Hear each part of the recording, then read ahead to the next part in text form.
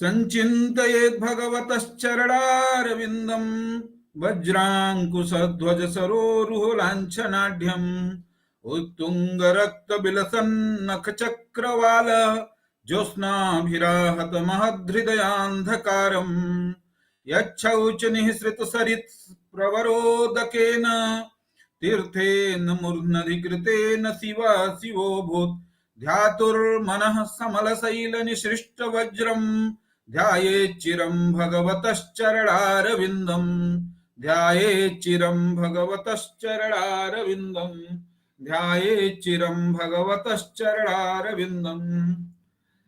इग्नू की ऑनलाइन इस कक्षा में आप सभी उपस्थित सभी लोगों का आभासी पटल पर स्वागत है, अभिनंदन है। हमारे आज के काउंसल आदरणीय डॉक्टर विभू दत्त मिश्र महोदय उपस्थित हो गए हैं और समस्त अध्येतागण भी प्रायः विपुल संख्या में उपस्थित हैं। हम सभी का अभिनंदन करते हुए, स्वागत करते हुए इग्नू MSK 1 की ऑनलाइन इस कक्षा में आप सभी का को आमंत्रित करते हैं और आदरणीय आगे कक्षा संचालित करने के लिए डॉक्टर विभू दत्त मिश्र जी को निवेदित करता हूं। जय जगन्नाथ। जय जगन्नाथ। धन्यवाद सर। तो हम जो पहले पढ़ चुके हैं काव्य की विधा, उसके बाद वृत्ति, शक्ति जो है अविधा, लक्षणा, व्यंजना, और काव्य के जो भेद पढ़ते थे उसके में जो नाटक आएगा, नाटक किसे कहा जाए, तो वहां पर हम पढ़े थे कि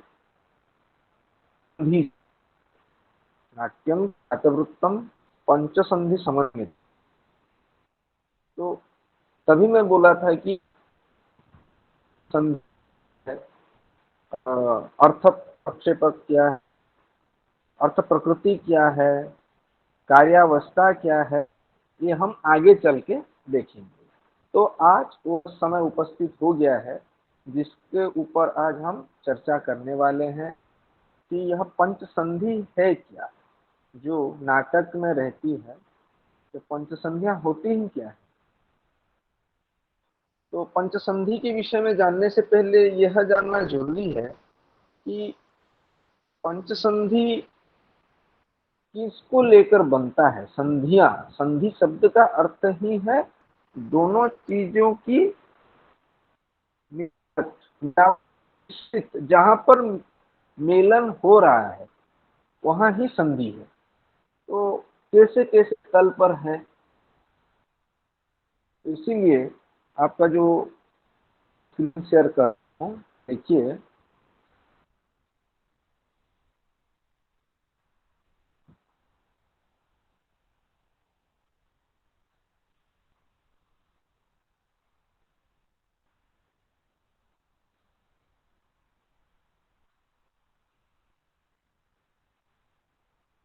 जो 5 संधियां हैं, 5 संधि अर्थ प्रक्षेपक, अर्थ प्रकृति और कार्यावस्तु को लेकर ही,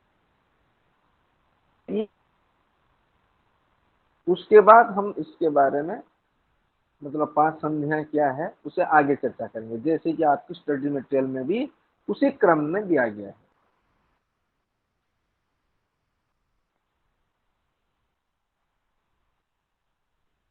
अर्थ प्रक्षेपक, प्रक्षेपक का मतलब क्या है। उपक्षिपन्ति, उपस्थापयन्, उपक्षेपका, अर्थ उपक्षेपका। उपक्षेपका का अर्थ है जो कुछ सूचित है, बताता है। क्या बताता है, आज हम देखेंगे। उपक्षेपक क्या सूचित करता है, सूचना की जरूरत कहाँ पर है। सूचित, सूचना, जहां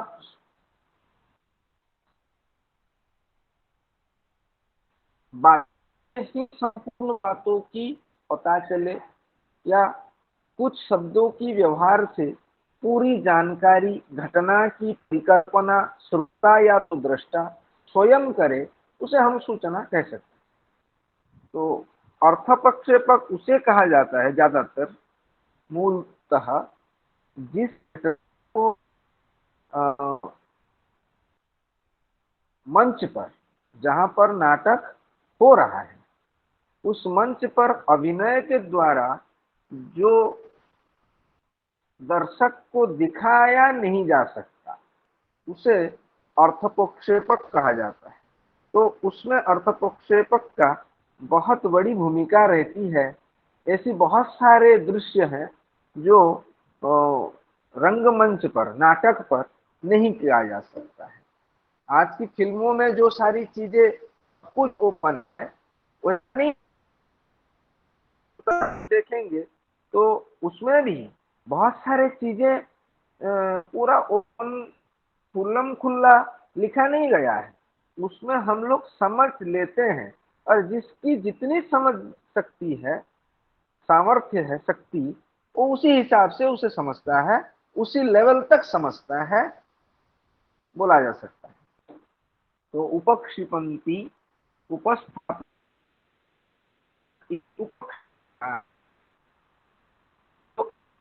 उपक्ष उपस्थापित करते हैं, उन्हें अर्थप्रक्षेपक कहते हैं। तो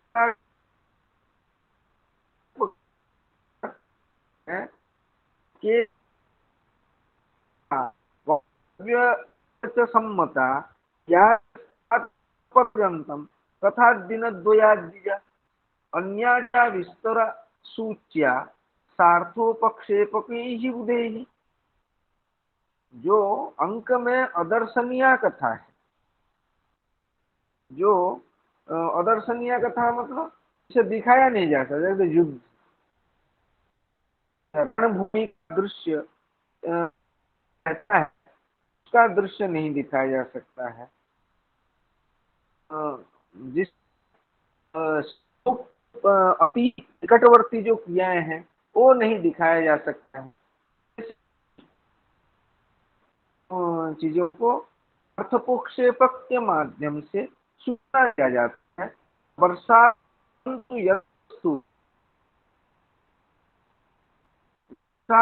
अधोभव, जो सोच है, जो घटना उसे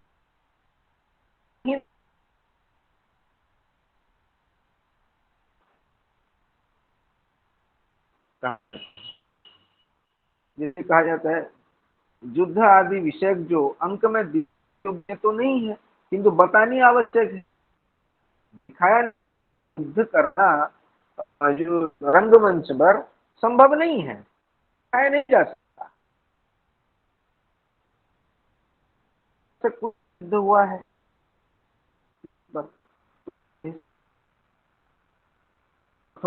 का साहित्य तो माध्यम से सूचना दी, अथवा 2 दिन से लेकर जो वर्ष पर होने वाले हैं, कोई अन्य जो अति विस्तृत हो, जो 1 साल, 2 साल, 20 साल, तो मंच पर दिखाना नहीं संभव नहीं है। इसीलिए वहां पर अर्थ पक्ष को द्वारा, इसलिए नाट्याचार्य का, भरत मुनि का भी वहाँ एक मास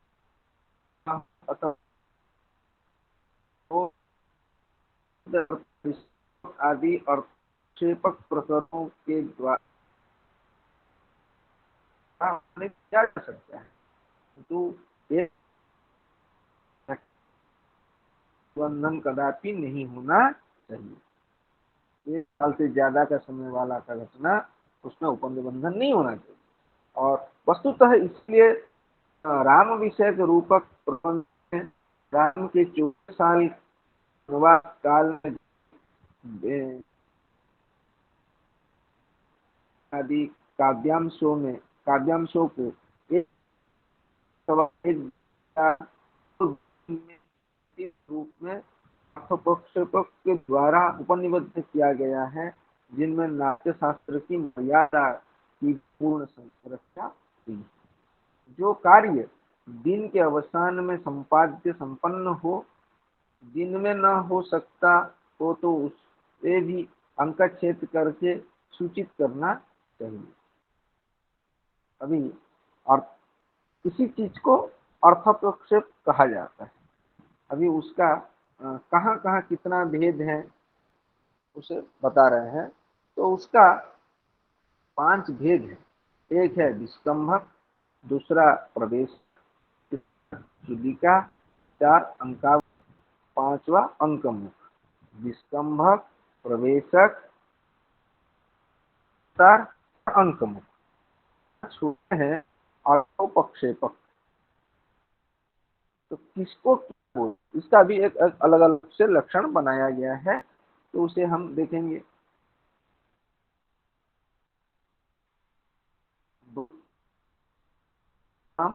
कथानुसार विस्कंभ आदि से पात्राभ्यां संयोजितः शुद्ध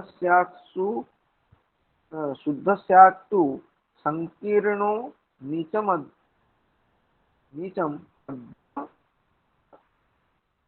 भूत और का जो सूत्र क्या हुआ और आगे वाला है तो का जो सूचना देता है,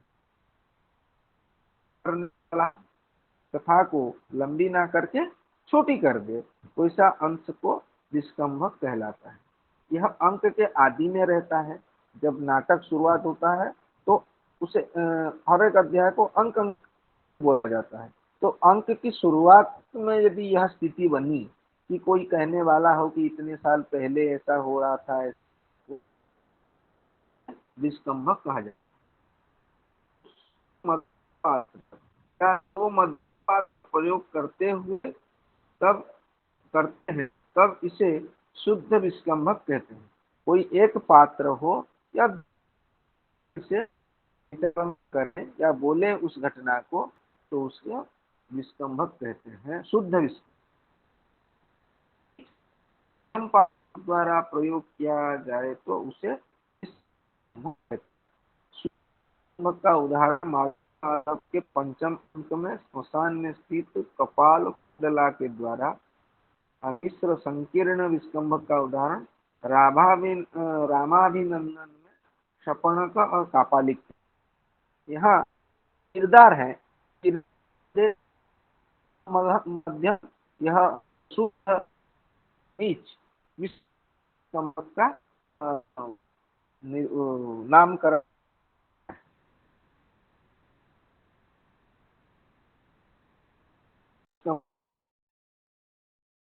शुरू है, जो कि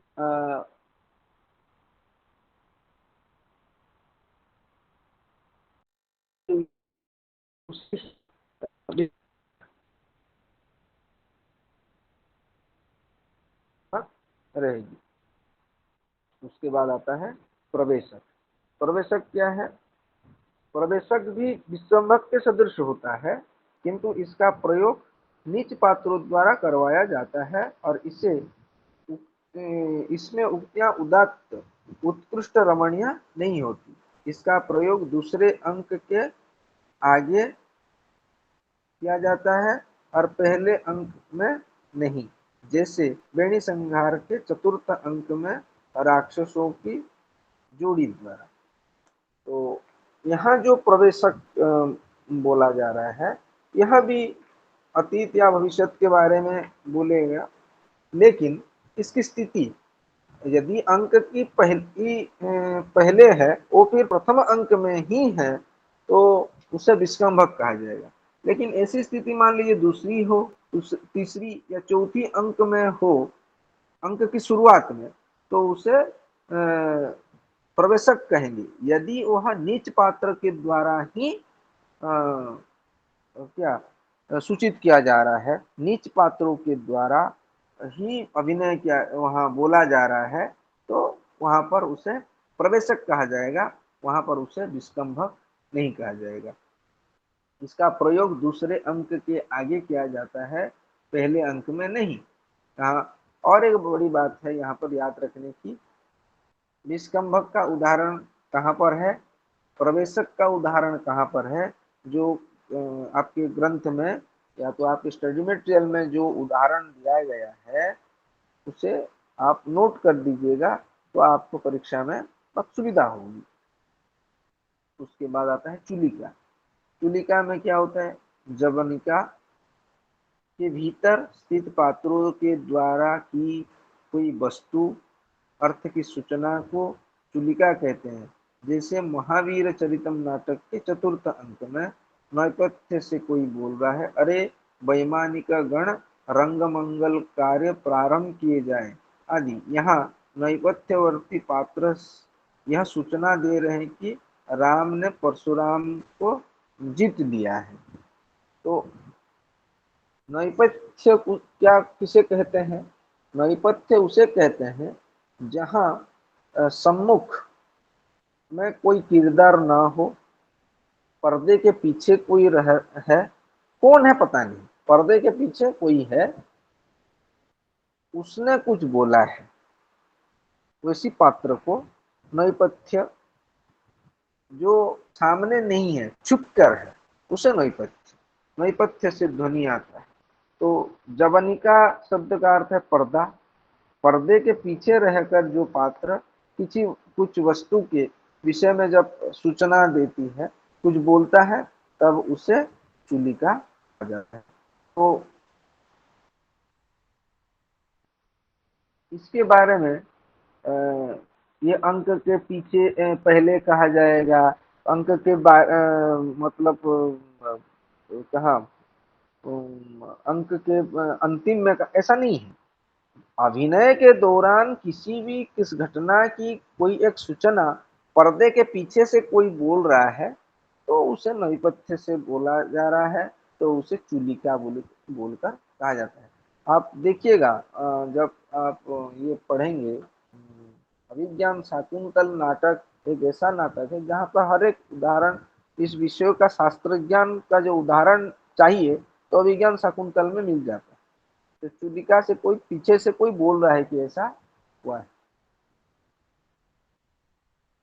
तो वहां पर चुलिका बोल के लिखा होता है ब्रैकेट, मतलब वो नैपथ्य से बोला। चुलिका मतलब वहां से समझ लेना चाहिए कि नैपथ्य से कोई ऐसा बोलेगा, इसे अभिनय के दौरान इसी तरह लेना है।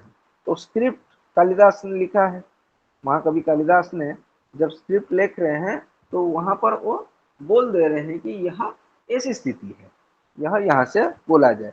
तो नैपथ्य से पीछे कोई बोले ऐसा ना करके वहां बोला जा रहा है कि चुलिका। तो समझ लेते हैं कि जो अभिनय करने वाले हैं या डायरेक्टर जो रहेगा, तो वो समझ लेता है कि यहाँ पर नैपथ्य से यह बात करवानी है, ऐसी स्थिति है। तो यह हो गई अंतर्जवनिका संस्थे सूचनार्थस्य चूलिका। जो अंतर्जवनिका पर्दे के पीछे रहकर जब कोई कुछ सूचना दे तो उसे चुलिका कहा जाती है। तो इस हिसाब से हम निष्कंभक, प्रवेशक और चुलिका ये तीन हो गए।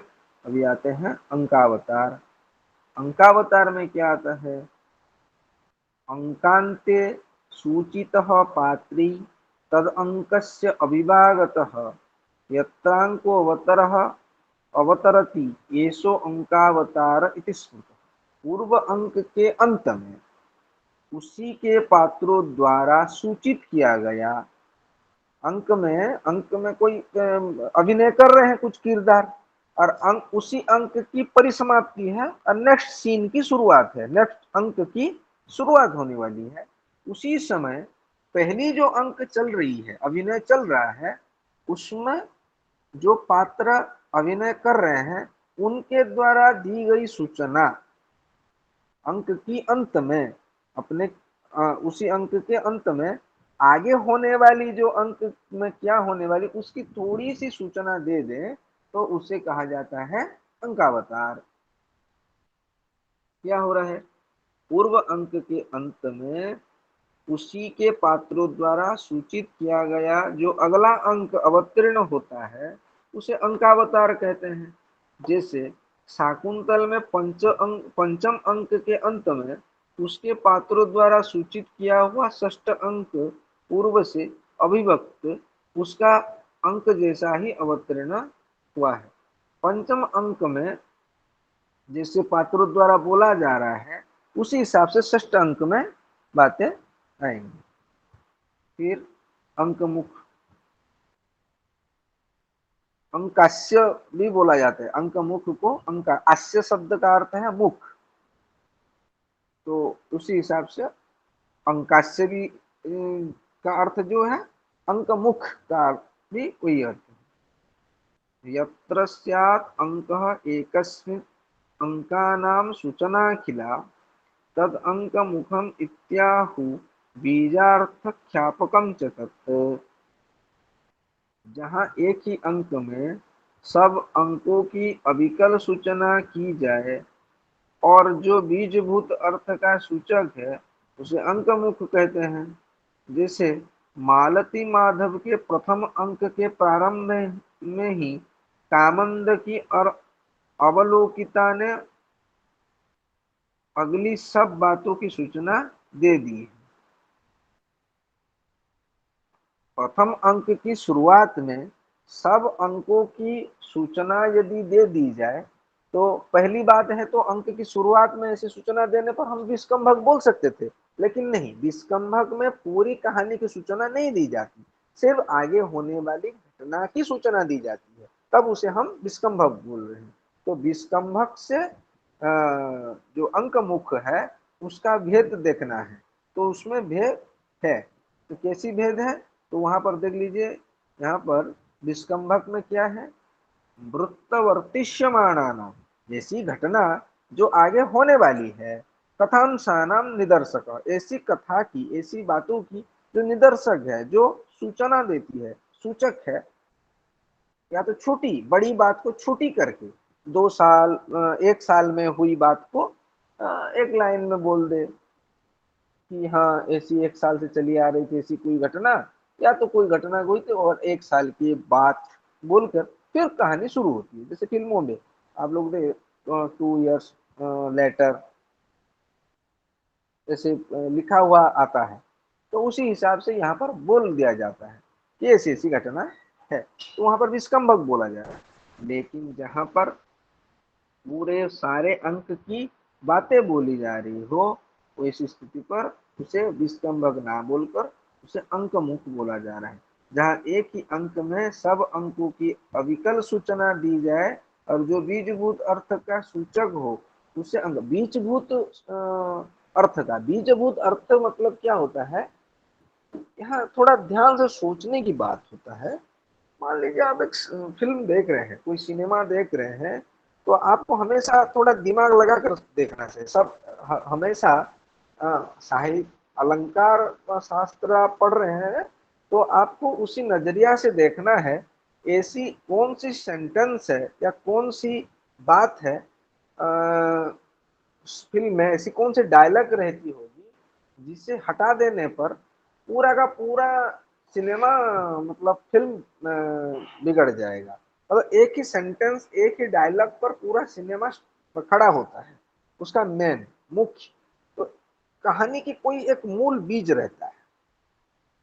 तो उसी तरह यहाँ पर भी कहानी के मूल बीज जो है, जहां पर पूरा कहानी या तो पूरा कथा टिका हुआ है, उसे बीज अर्थ हम बोलेंगे।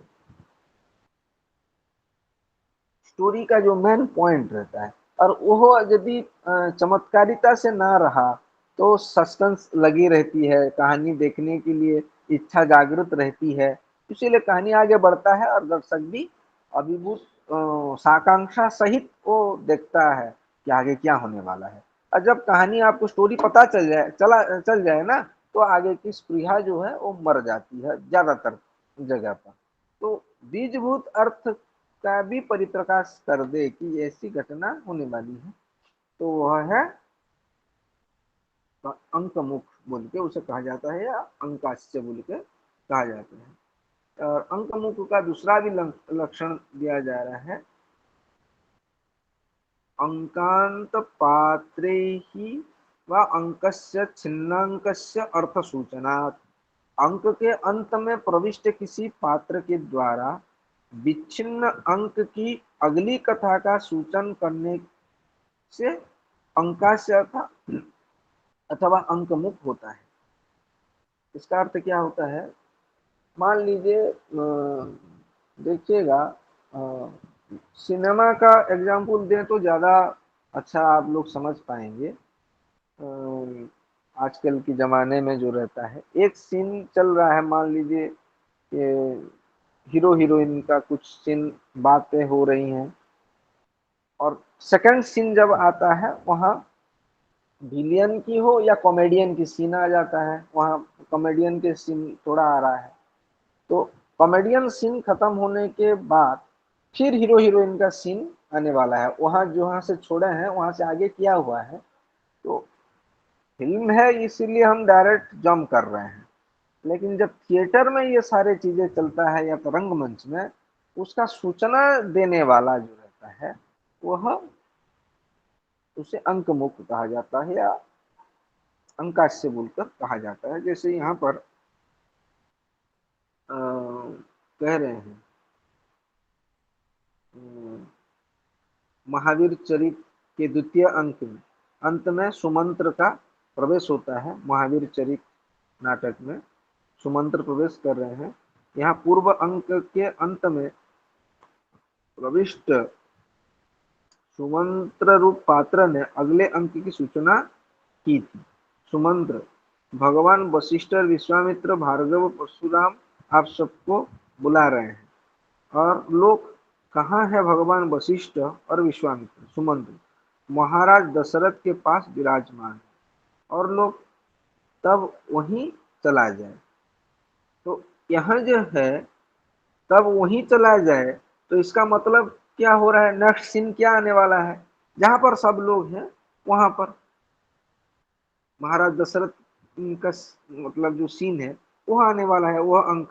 यहाँ द्वितीय अंक अंत में वशिष्ठ, विश्वामित्र, परशुराम का प्रवेश होता है, और इसे अंका से इसलिए माना गया है क्योंकि पूर्व अंक में प्रविष्ट पात्र सुमंत्र द्वारा जनक और शतानंद संबंधी कथा वस्तु का विच्छेद हो जाता है। पिछले में है वहां तक है, सुमंत्र प्रवेश किया है, और सुमंत्र के जो बुला रहा है, तो कहाँ जाना है? दशरथ, वहां का सीन है, दशरथ जहाँ पर बैठे हुए हैं। तो इसी हिसाब से यह अंकमुख भी। तो यहाँ दो तरह के अंकमुख के लक्षण किए हैं, जहाँ पर पहली अंक पहली अंक पहली अंक पहली जो अंक में है, उसी अंक में सारी घटनाएं बोल दी जाए। कहाँ पर?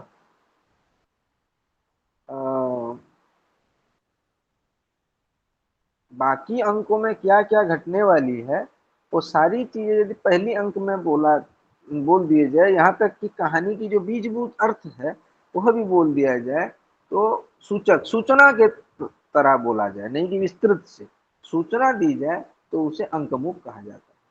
और दूसरे एक और लक्षण में क्या कहा गया है, जहां पर किसी अंक कि कुछ एक सीन आगे होनी चाहिए, लेकिन वहां आगे नहीं गया है, वहां पर ही रुक गया है, और उसके बाद में आ रहा है कोई अंक के अंत में प्रविष्ट किसी पात्र के द्वारा अगली जो विच्छिन्न अंक की अगली कथा जो है उसका सूचन करता है, तो उसे अंकमुख कहा जाता है। तो दो तरह के यहाँ उदाहरण, डेफिनेशन, संज्ञा बताया गया है, और उदाहरण भी यहाँ पर तीसरा आ रहा है अर्थ प्रकृति। तो यहाँ पर हम अर्थ प्रक्षेपक को देखें, जहाँ पर सूचना दे रहे हैं क्या होने वाला है। तो ऐसी स्थिति पर हम 5 तरह के अर्थ प्रक्षेपक का व्यवहार कर रहे हैं। एक है विस्कंभक, दूसरा है प्रवेशक, तीसरा चुलिका, अंकावतार, अंकमुख। ये 5 है, तो पांचों को याद रखने वाली चीज है। प्रवेशक में क्या, विस्कंभक में क्या हो रहा है? विस्कंभक में पहली अंक में ज्यादातर रहता है, पहला अंक की शुरुआत में रहता है, और उसे भी दो भागों में बांटा गया है, शुद्ध विस्कंभक और मिश्र विस्कंभक। जहां पर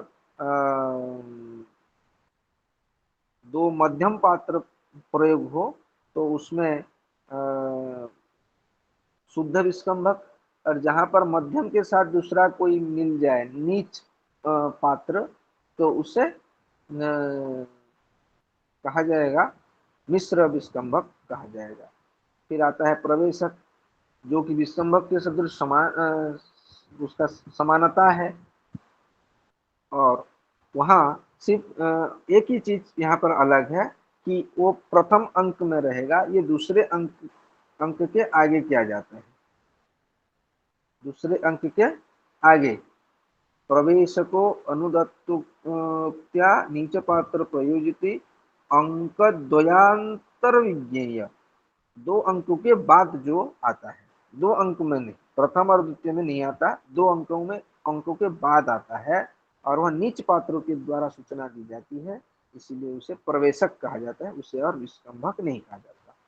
फिर आता है चुलिका, जो नैपथ्य से, पर्दे के पीछे से कुछ सूचना दी जाए तो वहां पर चुलिका होती है।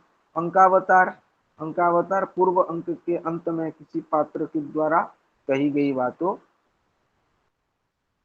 सूचित किया जाता है, अंक के पूर्व अंक के अंत में सूचित किया जाता है, तो उसे अंकावतार कहा जाता है। और अंक मुख को भी दो लक्षण किया जा रहा है। उसके बाद जो है अंक मुख, उसका दूसरा नाम अंकास्य भी बोला गया है। यहाँ पर अंक की अविकल सूचना, एक ही अंक में जब सब अंक का अविकल सूचना दी जाए, यहाँ तक कि जो कहानी का बीजभूत अर्थ है उसका भी सूचना दी जाए, तो उसे अंक मुख कहा जाता है। यत्र स्यात् अंकः एकस्मिन् अंकानां सूचना अखिला, अखिला समग्रा, पूरा, तद अंक मुखमित्याहु बीजार्थ ख्यापकम च तत्। ख्यापकम, वो पूरा बोलता नहीं है, सिर्फ सूचना देता है, ख्यापकम इसीलिए बोला गया है। और दूसरा वाला जो लक्षण है, अंकांत पात्रीर व अंकस्य छिन्नांकस्य अर्थ सूचना, जो अंक में आधी हो गई, मतलब आगे सीन चलनी चाहिए, लेकिन वहां तक ना कर कर एक वही अंक को कंप्लीट कर दिया गया है, और वहां जो पात्र है वही पात्र सूचना दे रहा है कि आगे की अंक में कहीं क्या हो रहा है, तो वहां पर अंक मुक्त कहा जाएगा। तो इसी तरह ये है 5 अर्थ प्रक्षेपक। फिर आते हैं अर्थ प्रकृति। अर्थ प्रकृति, अर्थ शब्द का अर्थ यहाँ प्रयोजन अर्थ में रहता है। यहाँ हमेशा अर्थ के अर्थ जो मीनिंग है, अर्थ का अर्थ जो है, यहाँ अर्थ का अर्थ है प्रयोजन, और प्रकृति शब्द का जो अर्थ है यह है हेतु।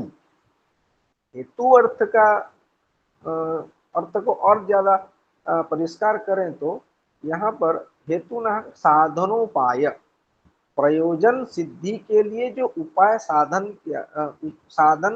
उपाय जो हम व्यवहार करेंगे उसे ही अर्थ प्रकृति कहा जाएगा। अर्थ का यहाँ अर्थ है प्रयोजन, और प्रयोजन की जो साधन उपाय है उसे कहा जाएगा प्रकृति। इसी अर्थ में यहाँ कहा गया है। तो 5 अर्थ प्रकृतियां हैं, बीज, बिंदु, पताका, प्रकरी और कार्य। बीज, बिंदु, पताका, प्रकरी, कार्य, 5 अर्थ प्रकृति बतलाया गया है।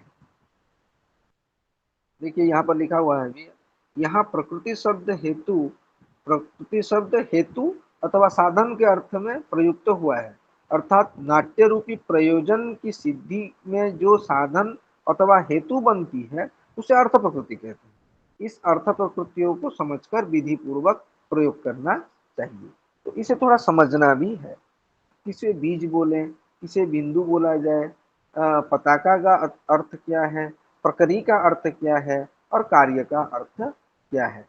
ये 5 है। इसीलिए बोला गया है बीजम बिंदु पताका च प्रकरी कार्यमेव च अर्थ प्रकृतयः पंच ज्ञात्वा योज्या यथा विधि। बीज का भी उसका लक्षण बोल रहे हैं।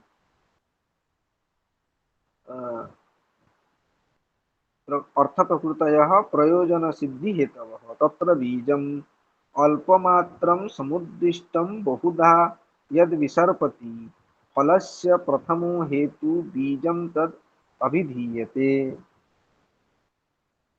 जो अल्पमात्र है, यद अल्पमात्र समुद्दिष्टम, जिसके जिसका पहले अल्पमात्र कथन किया गया हो, अल्पमात्र समुद्दिष्टम, सम उद्दिष्टम पहले किया गया हो, जिसका पहले थोड़ा सा ही कथन वर्णन किया जाए किंतु उसका विसर्पण यानी कि विस्तार अनेक प्रकार से हो, उसे बीज नामक अर्थ प्रकृति कहते हैं।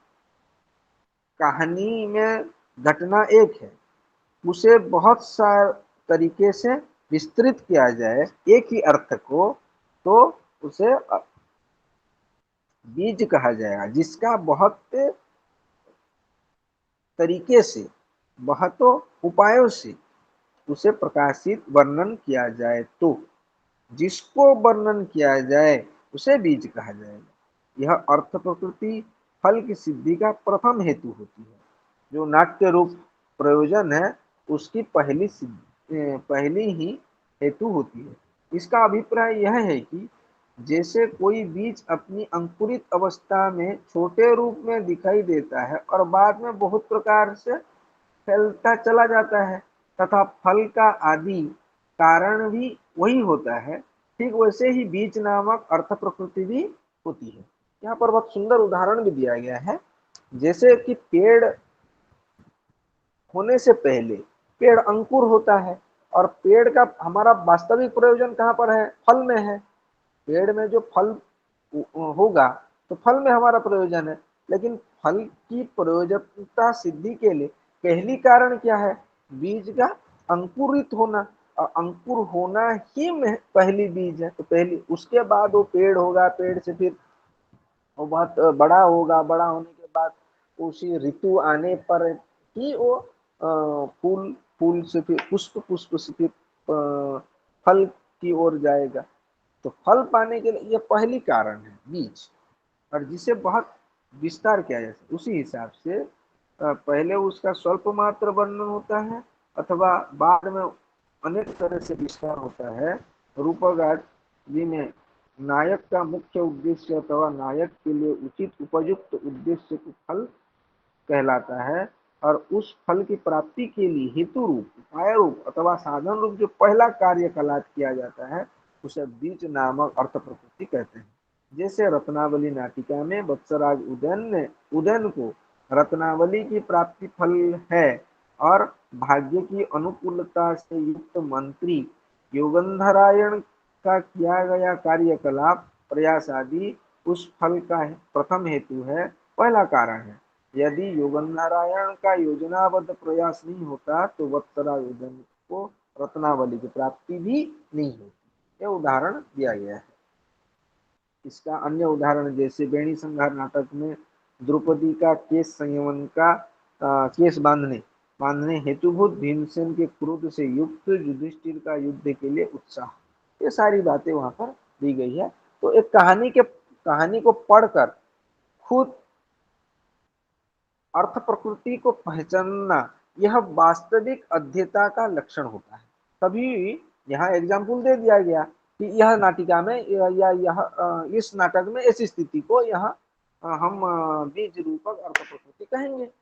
आपको ऐसा कुछ नया नाटक या कुछ नया उपन्यास दे दिया गया पढ़ने के लिए और बोला जाए कि यहाँ पर अर्थ प्रकृति क्या है, तो आप इसी अर्थ को समझकर पूरा कहानी को आरंभ से शेष तक पढ़ने के बाद जब आप बोल पाएंगे कि नहीं, यही ही अर्थ प्रकृति, बीज रूप अर्थ प्रकृति यहीं पर होगा, यह अंश, तो समझना चाहिए कि हम नाट्य शास्त्रों को भी पढ़े हैं, और जो नाट्य पढ़ रहे हैं शास्त्रानुसार उसे तर्जमा भी हम कर पा रहे हैं, उसकी हम जो रिव्यू है उसकी जो पर्यालोचना है, उसकी जो समालोचना है, हम कर पाएंगे।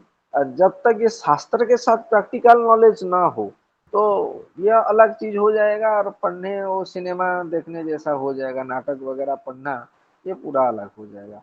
इसको भी देखना है, और इसको कार्यकारी करने के लिए, प्रैक्टिकल करने के लिए हमें दूसरी नाटक पढ़ना पड़ेगा, और नाटक को पढ़कर वहां पर ये 5 अर्थ प्रकृति हमें ढूंढना पड़ेगा। अर्थ प्रकृति का लक्षण क्या है, और ये कहाँ चल रहा है, कहाँ आ रहा है। ठीक है। उसके बाद बीज के बाद आता है बिंदु। बीज के बाद आ रहा है बिंदु। अवान्तरार्थ विच्छेदे बिंदु अच्छेद कारणम। अवान्तरार्थ विच्छेद, अवान्तर कथा के विच्छिन्न हो जाने पर उच्छेद कारणम, अवच्छेद का जो कारण है वह बिंदु कहा जाता है। जैसे अवान्तर कथा के विच्छिन्न हो जाने पर भी प्रधान कथा को अविच्छेद्य का जो कारण है, जिस उसे बिंदु नामक अर्थ प्रकृति कहते हैं। अवान्तर अर्थात जो अर्थात प्रासंगिक कथा प्रधान आधिकारिक कथा के बीच में प्रसंगवत आने वाले कथा को प्रासंगिक अथवा अवान्तर कहते हैं। अप्रासंगिक अथवा अवान्तर कथा कहते हैं। प्रासंगिक कथा के समाप्त हो जाने पर भी जिसके कारण प्रधान कथा अवच्छिन्न रूप से चलती रहती है, उस अर्थ प्रकृति को बिंदु कहते हैं। जैसे रत्नावली नाटिका में अनंग पूजा कामदेव पूजन की समाप्ति होने पर कथा पूर्ण हो चुकी थी, किंतु उदनस्य इंदुरेवि दीक्षते इत्यादि पद्यों को सुनकर, अरे यही यही वह राजा उदयन है, यह सागरिका का सहज कथन कथा अविच्छेद का हेतु है। जहां पर एक कहानी यहाँ पर खत्म हो रही है, कहानी की जो धारा है वह खत्म हो जा रही हो, और किसी दूसरे वाक्य से, दूसरे सूचना से कथा की फिर आगे ले जा रहा हो, वहीं पर जो वाक्य रहेगा जो आगे ले जाने वाला, वह बिंदु है। यह अवान्तर अर्थ विच्छेदे बिंदु अच्छेद कारणम, छेद का जो कारण नहीं है उसे आगे ले जा रहा है, उसे बिंदु कहा जाएगा। कहानी को आगे ले जाने वाला। एक जगह पर देखा जा रहा है कि अभी यहाँ से सीन कंप्लीट है, आगे नहीं बनने वाला, लेकिन उसी समय ऐसी कुछ घटना आ गई जहाँ से कथा आगे मोड़ ले रही है, तो वहां पर बिंदु कहा जाएगा। फिर आ रहा है पताका। पहले तो देख लिए बीज बिंदु, और अब तीसरी बार आ रहा है पताका। व्यापी प्रासंगिकं वृत्तं पताका इत्यभिधीयते। रामचरिते सुग्रीवादेः वेन्याः भीमादेः शाकुन्तले विदूषकस्य चरितम्। व्यापी जो है वो व्याप्ति हो, व्याप्ति प्रासंगिकम वृत्तम। व्यापी, व्यापी अर्थ है जो प्रासंगिक कथा है। पताका जो रहता है वह जिस घटना या जिस कहानी में रहता है, पताका किसे कहेंगे, जो पूरी कहानी में बहुत दूर तक चलता है, उसका व्याप्ति रहता है, वह व्याप्य होकर रहता है पूरा कहानी में, उसे हम पताका कहेंगे। जो प्रासंगिक कथा दूर तक व्याप्त हो, प्रासंगिक भी हो, अप्रासंगिक नहीं। कहानी की जो घटना है, कहानी की जो बात है, कहानी में जिस विषय पर कहानी चल रहा है, उसी कहानी के अनुसार यदि वह कथा के अंत तक, ज्यादा अंत तक तो नहीं बोला जा सकता, ज्यादा दूर तक, कहानी मान लीजिए 7 अंक विशिष्ट है या 8 अंक विशिष्ट है, तो वो 5 अंक तक वह चल रहा है, वह प्रसंग, तो जो 5 अंक तक चल रहा है या 6 तक जा रहा है तो उसे हम पताका कह सकते हैं, कोई पात्र के द्वारा जो भी हो। तो जो प्रासंगिक कथा दूर तक व्याप्त हो उसे पताका नामक अर्थ प्रकृति कहते हैं। दूर तक व्याप्त होने वाली प्रासंगिक कथा का तात्पर्य है दूर तक चलने वाली अथवा लंबी चलने वाली प्रासंगिक कथा। जैसे रामायण में सुग्रीव आदि की कथा, यहाँ उदाहरण दे गया है। सुग्रीव, जब रामचंद्र ने सीता माता को ढूंढने के लिए निकल पड़े, सीता मैया की हरण हो चुकी है, मतलब रावण ले चुका है, और उन्हें ढूंढने के लिए सुग्रीव से बंधुत्व होता है भगवान राम की। और जब बंधुत्व हो रहा है और कब तक सुग्रीव का घटना उनके साथ चल रहा है, पूरा लंका विजय करके सीता मैया के साथ जब अयोध्या लौट रहे हैं तब तक, और सुग्रीव का तब तक का पूरा संपर्क रामचंद्र के साथ रह रहा है। तो उसी हिसाब से जो प्रासंगिक है, अप्रासंगिक भी नहीं है। वहां पर ऐसा नहीं है कि सुग्रीव अप्रासंगिक है, सुग्रीव ना रहने पर भी नहीं हो सकता था। सुग्रीव ही वहां पर उनको सुग्रीव को रामचंद्र की सहायता चाहिए और रामचंद्र को सुग्रीव की सहायता चाहिए, दोनों को दोनों की चाहिए। तो वह प्रासंगिक घटना के अनुसार वह चल रही है। तो उसी हिसाब से यहाँ पर रामचंद्र जी का जो रामायण में सुग्रीव की जो घटना है, बातें हैं, वह पताका कहलाती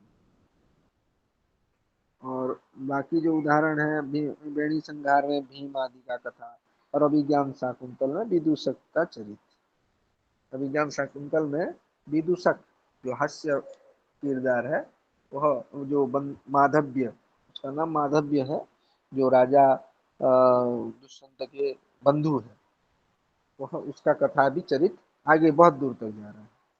पताका नायक का कोई अलग से फल नहीं होता। पताका पताका का जो है वो भी तो अलग से पूरा प्रासंगिक चल रहा है बोलने पर उसका भी कुछ फल होना चाहिए। तो ऐसा अलग नायक से अलग फल नहीं है, वह नायक की सहायता के लिए ज्यादातर रहता है।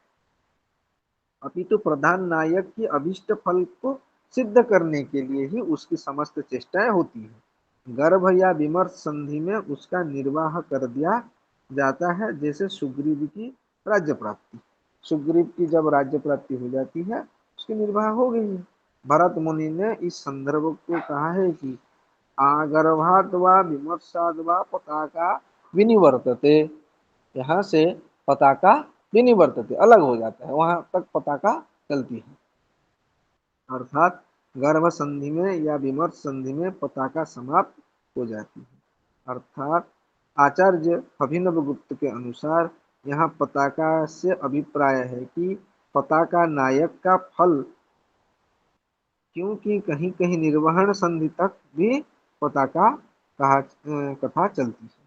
कहाँ कहाँ पर निर्वहन संधि तक, लेकिन भरत मुनि के अनुसार वह विमर्श संधि या तो गर्भ संधि तक चलता है।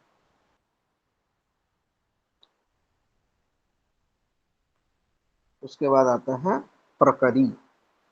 प्रासंगिकम प्रदेशस्थम चरितम प्रकरी मता।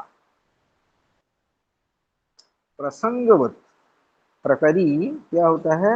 तो प्रसंगवत उपस्थित तथा एकदश एकदेश स्थित चरित को प्रकरी नामक अर्थ प्रकृति कहते हैं। जैसे कुलपत्यंक रूपक में रावण और जटायु का संवाद, रावण और जटायु का जो संवाद है वह प्रसंगवश वहां पर आया है, ना कि पूरा का। प्रकरी नायक का कोई अपना अलग फल नहीं होता, जैसे जटायु की मोक्ष प्राप्ति, वह अलग से कोई फल नहीं है।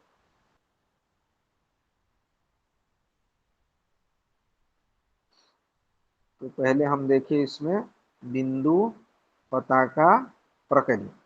प्रकरी नाम से ही यह पता चल जा रहा है कि प्रकरी जो है वह नायक है। यहाँ देखिए, प्रासंगिकम प्रदेशस्थम चरितम प्रकरीमता, प्रकरी नायकस्य स्यात् न स्वकीयम फलांतरम। प्रकरी का जो नायक जिस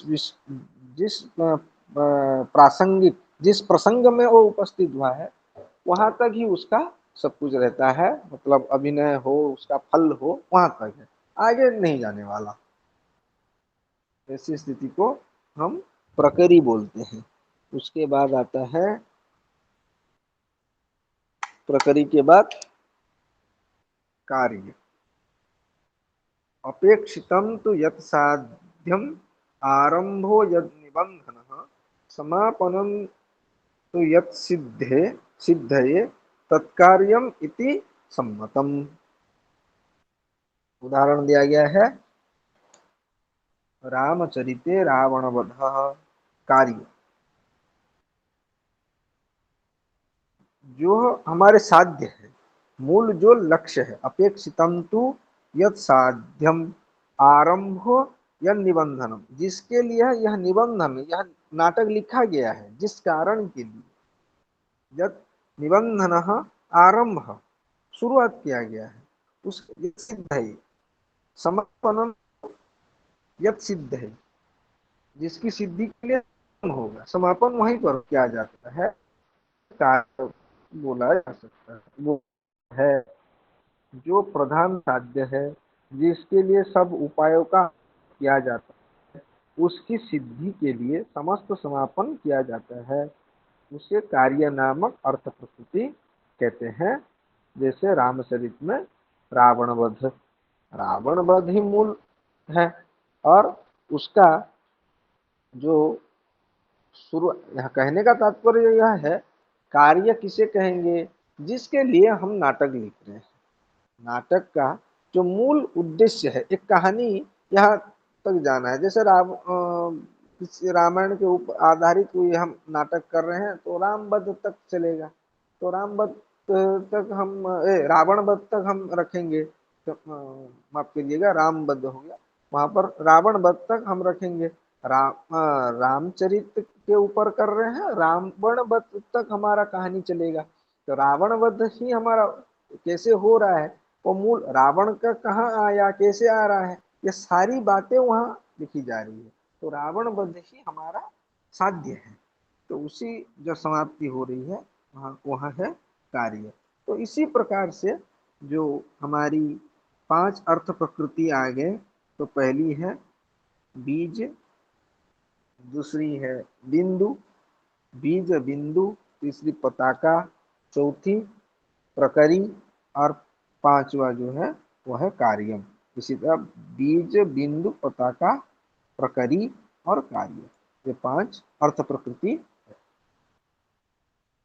इसके बाद देखिए, तो इसी हिसाब से हम अर्थ प्रक्षेपक, अर्थ प्रकृति, ये दोनों देख चुके हैं।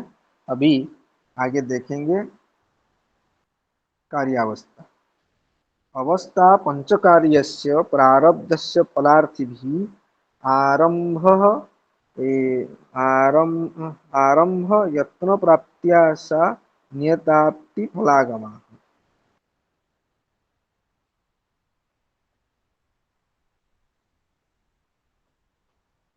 तो अवस्था पंचकार्यस्य, हर एक कार्य का कुछ अवस्था रहता है, तो इसे 5 भागों में विभक्त किया गया है। जैसे आरंभ, यत्न, प्राप्त्याशा, नियताप्ति, फलागम। ये भी है आरंभ, यत्न, प्राप्त्याशा, नियताप्ति, फलागम। 5 5 तरीकों का यह कार्य अवस्था है।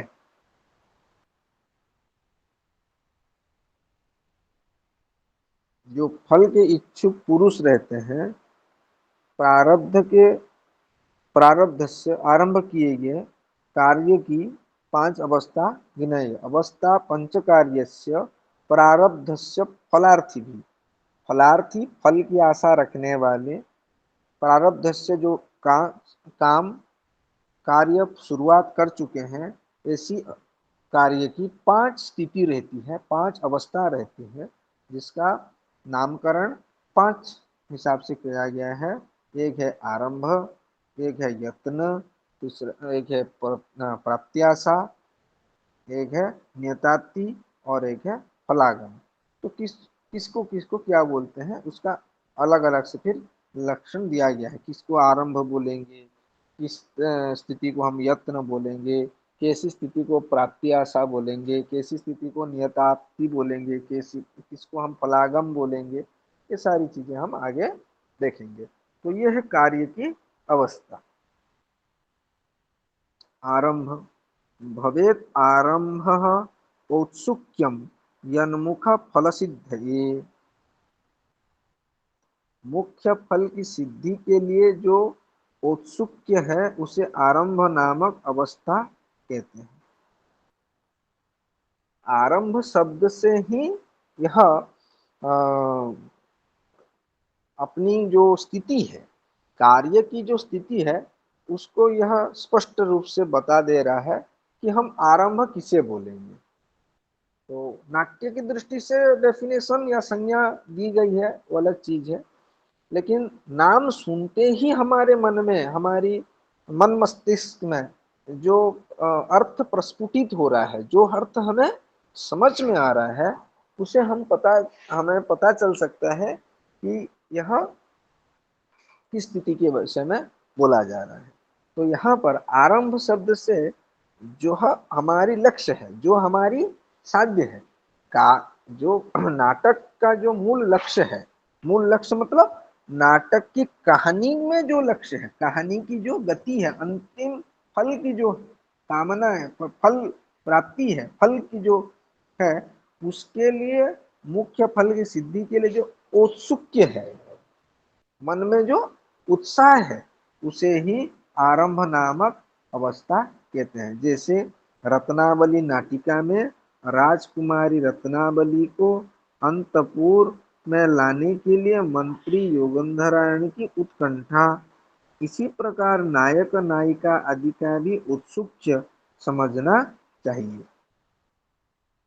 यहाँ किरदारों की बातें कही जा रही है, ना कि हमारी बातें। यह आप सुनकर यह ना समझ बैठे कि आरंभ मतलब उत्सुक है, और मान लीजिए कुछ नाटक चल रहा है कहीं पर, नाटक का नाम सुन लिए और नाटक में क्या होगा आपके मन में जो उत्सुकता रहती है, उसे हम बोलेंगे कि आरंभ का, कार्य का जो अवस्था है उसे आरंभ बोलेंगे, ऐसा नहीं है। हमारी मन की स्थिति को वहां आरंभ नहीं बोला जा रहा है।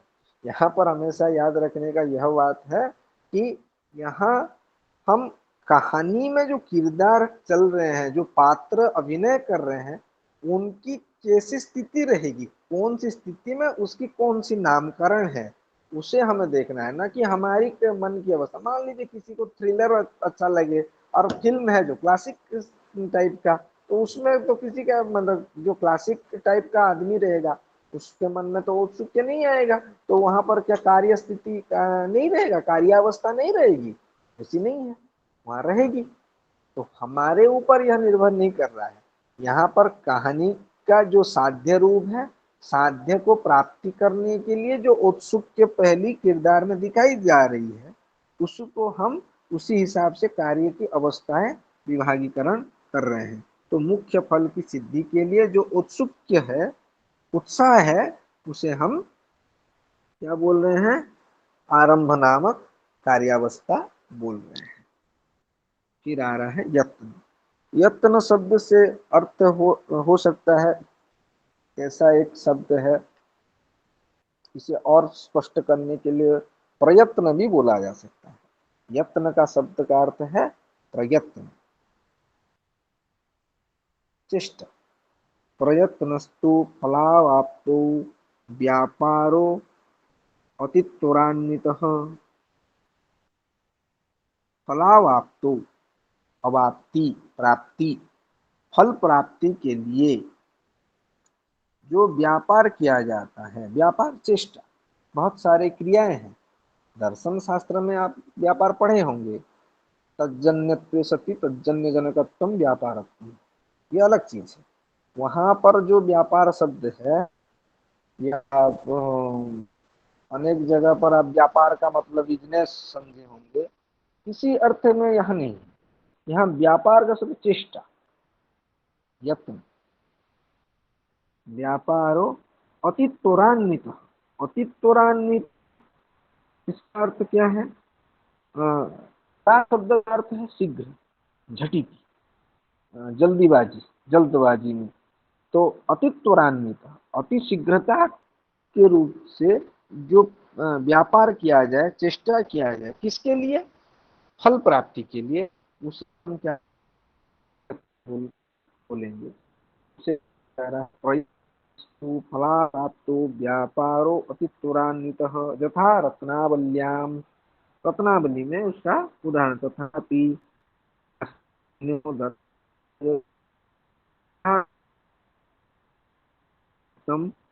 यानी प्रतिपादितः रत्नावल्या चित्रलेखादिवत् लेखनादि वत्सराज संगमोपायः तथा च रामचरिते समुद्र बंधनादि।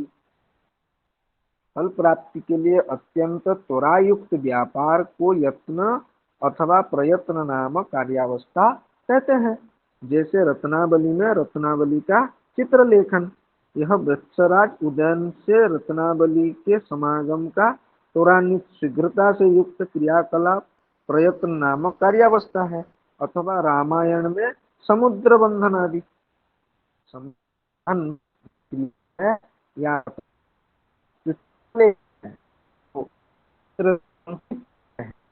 बत्सराज उदयन से की उनकी जो चेष्टा है उसको दर्शाती है।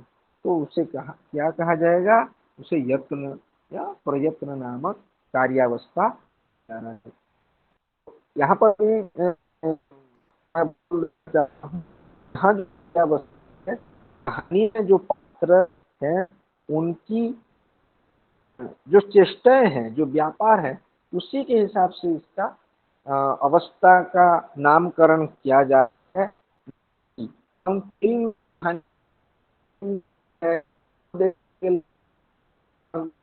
और तो वो हमारी मन की स्थिति को यहाँ अवस्था के हिसाब से नहीं कहा जा रहा है। यहाँ पात्रों के द्वारा जो अभिनय कर रहे हैं, अभिनय की जो बहुत सारे स्थितियां रहती हैं, परिस्थितियां रहती हैं, अभिनय की जो चातुरी रहती है, उस चातुरी की अलग अलग स्थिति पर, अलग अलग अवस्थाओं पर उसका क्या नामकरण होगा, उसी हिसाब से इसका कार्यावस्था का नामकरण किया गया है।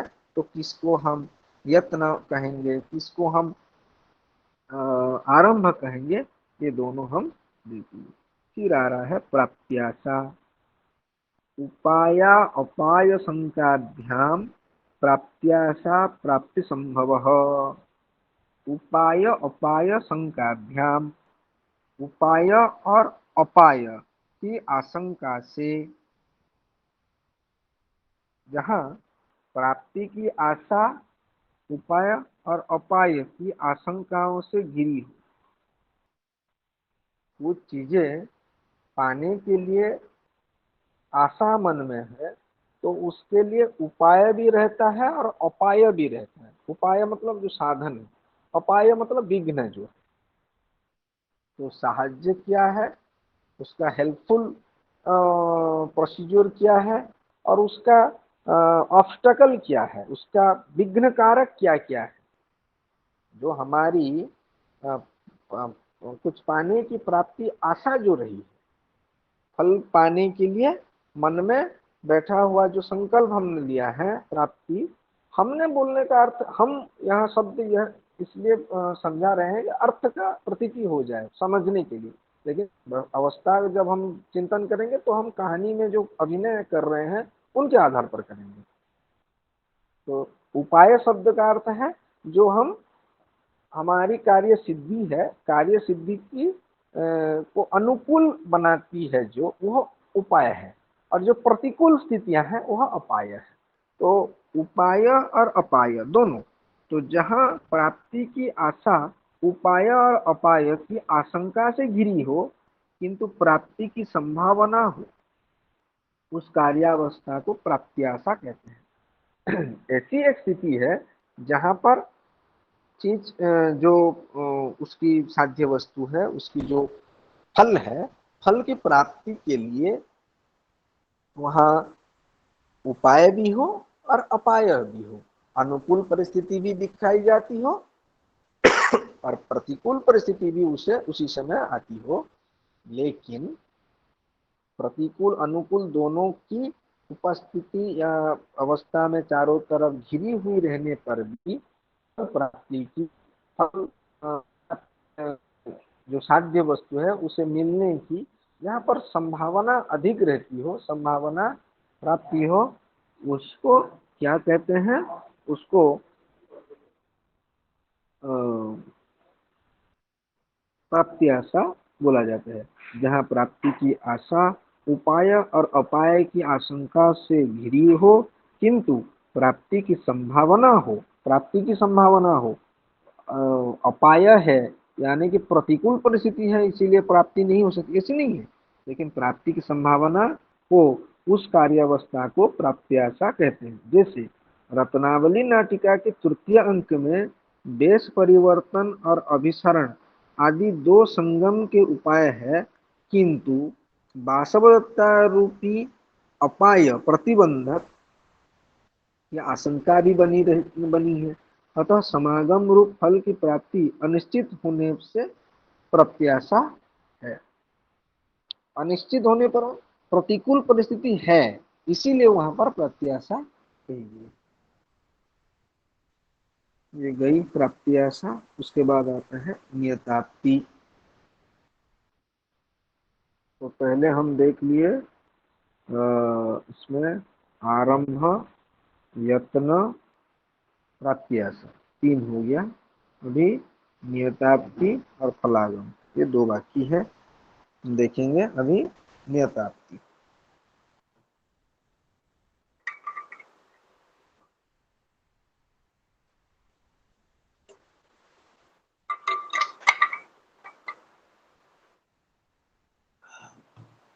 नियताप्ति में क्या होता है?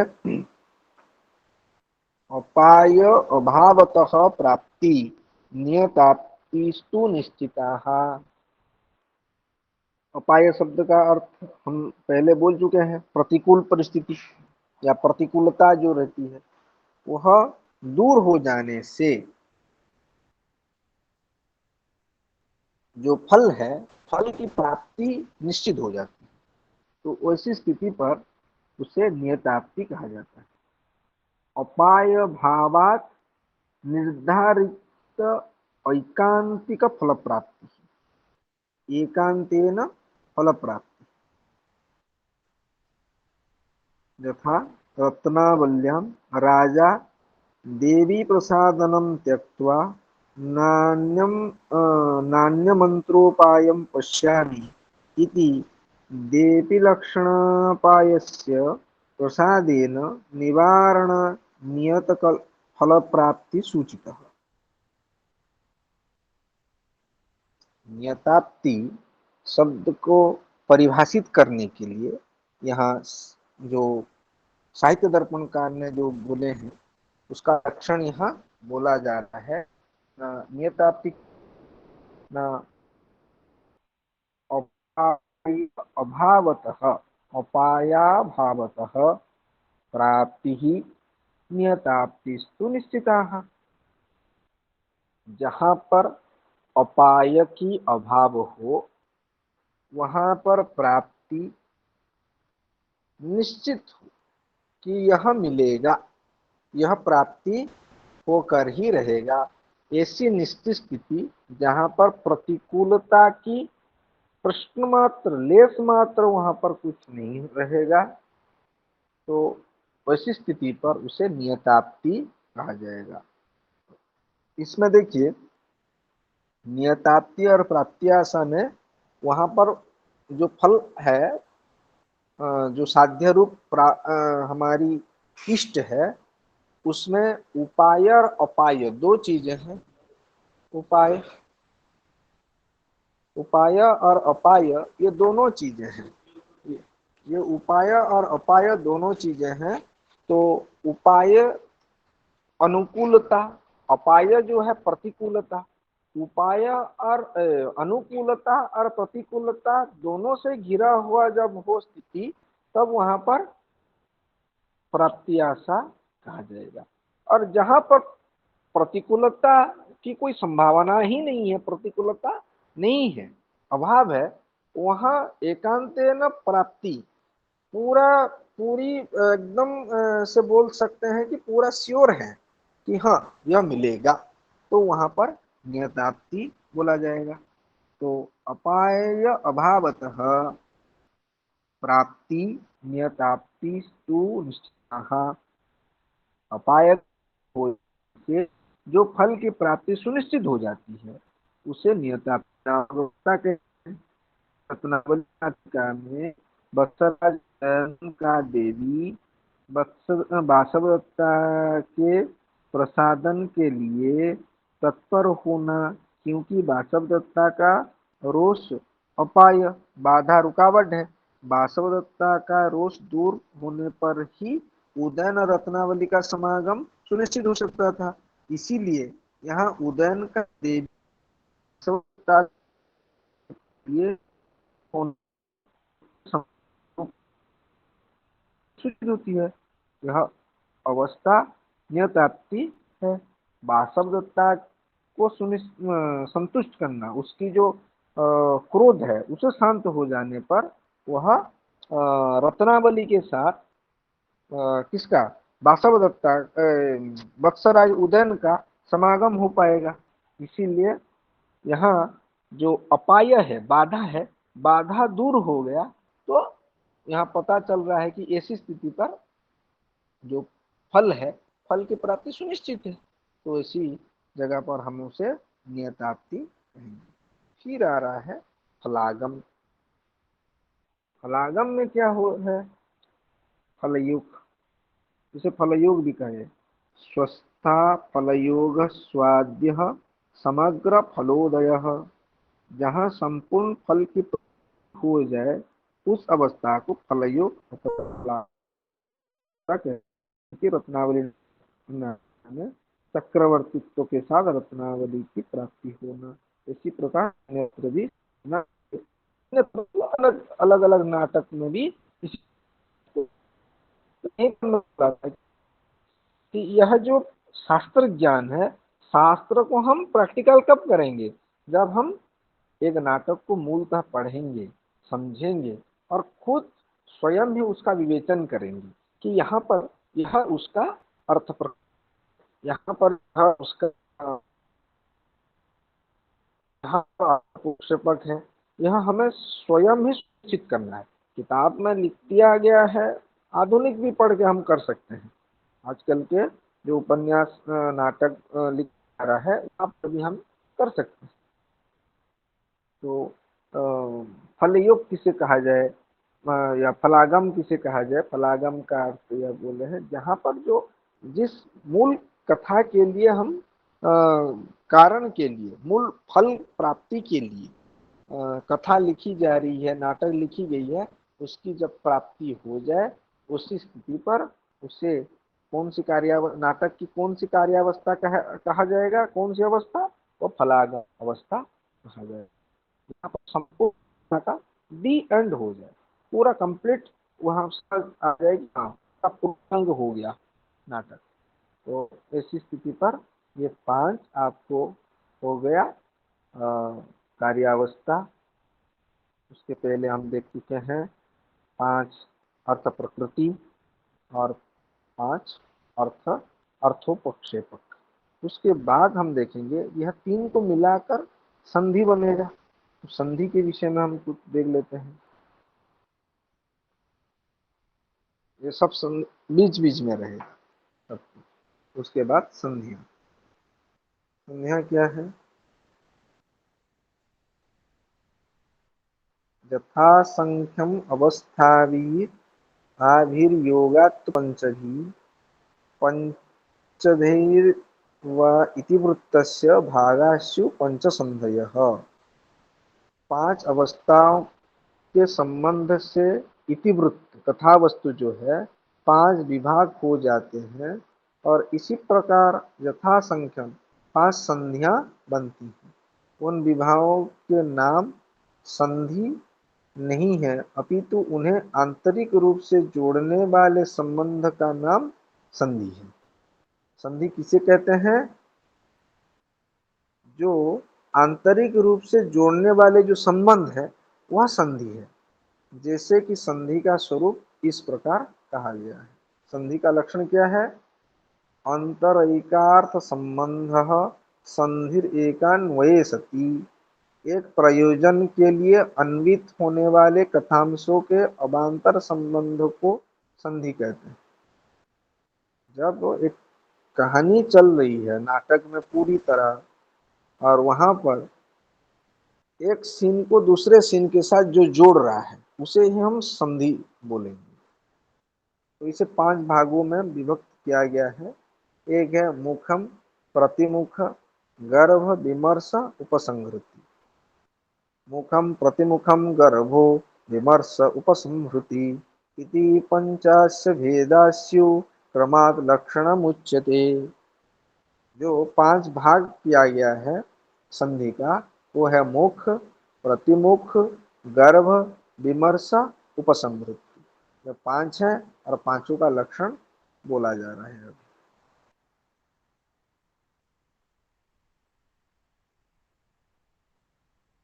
जैसे यहाँ थोड़ा बोल दिया गया है, इसे देख लेते हैं। आरंभ कार्यावस्था तथा बीज अर्थ प्रकृति से युक्त इतिवृत्त भाग में मुख नामक संधि होती है। मुख में क्या? मुख संधि किसे बोलेंगे? जहां पर आरंभ कार्यावस्था हो और बीज अर्थ प्रकृति हो उसको मुख नामक संधि कहा जाएगा। जहां पर यत्न कार्यावस्था हो, यत्न नाम प्रयत्न, और जहां पर बिंदु अर्थ प्रकृति हो उसी जगह पर उसी भाग को हम प्रतिमुख नामक संधि कहा जाता है। जहां पर प्राप्त्याशा कार्यावस्था हो कहानी की वहां पर और पता का अर्थ प्रकृति रही हो तो वहां पर इसी इतिवृत्त कहानी के उस भाग को हम गर्भ संधि कहेंगे। और जहां पर नियताप्ति कार्यावस्था हो और प्रकरी अर्थ प्रकृति युक्त हो उसे हम विमर्श नामक संधि कहेंगे। और जहां पर फलागम कार्यावस्था हो और कार्य अर्थ प्रकृति युक्त हो उस भाग को हम निवर्हण नामक संधि कहेंगे। उपसंहृति का ही दूसरा नाम ही है निवर्हणम। उपसंहृति का दूसरा नाम ही है निवर्हणम। प्रत्येक संधि का अपना अपना स्वरूप बताया जा रहा है। अभी यत्र बीज समुत्पत्तिर नानार्थ रस संभवा प्रारंभेण समायुक्ता तन्मुखम परिकीर्तितम। जहाँ पर संधि अनेक अर्थों और अनेक रसों से सूचक बीज की उत्पत्ति प्रारंभ नामक अवस्था से युक्त होती हो उसे मुख संधि कहते हैं। और मुख्य होने के कारण इसे संधि का नाम मुख्य संधि कहा गया है। मुख संधि ऐसी नामकरण क्यों है? यह मुख्य है, यह शुरुआत में रहता है, इसीलिए इसे ऐसी नामकरण किया गया है। बीज नामक अर्थ प्रकृति की उक्त प्रकार से बतलाई गई उत्पत्ति अनेक अर्थों, वृत्तांतों और श्रृंगारा आदि अनेक रसों से उत्साह रूप हो जाती है। और यहाँ पर भी उदाहरण दिया गया है। जैसे रत्नावली नाटिका के प्रथम अंक में सागरिका का राजा को देखना, अमात्य यौवन धारण की योजना के अनुसार घटनाक्रम का आरंभ होना इत्यादि अनेक वृत्तांत है।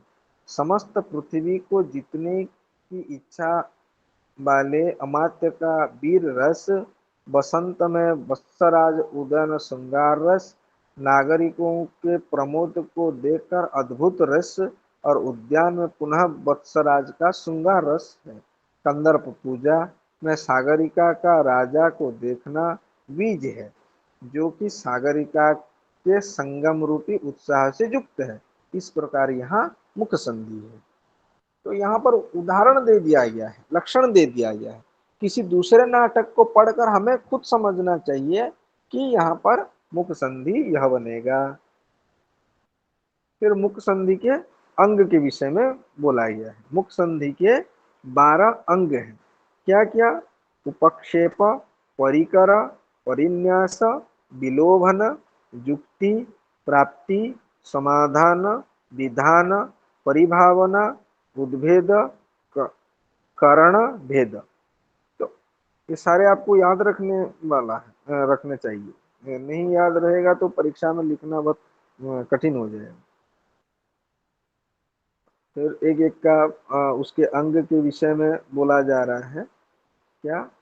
काव्यार्थ संबंधित इतिवृत्त जो है उसके उद्भावन उत्पत्ति को उपक्षेप कहते हैं, अर्थात इतिहास रूप काव्य के वर्णनीय अर्थ का संक्षेप से निर्देश करना उपेक्षित कहलाता है।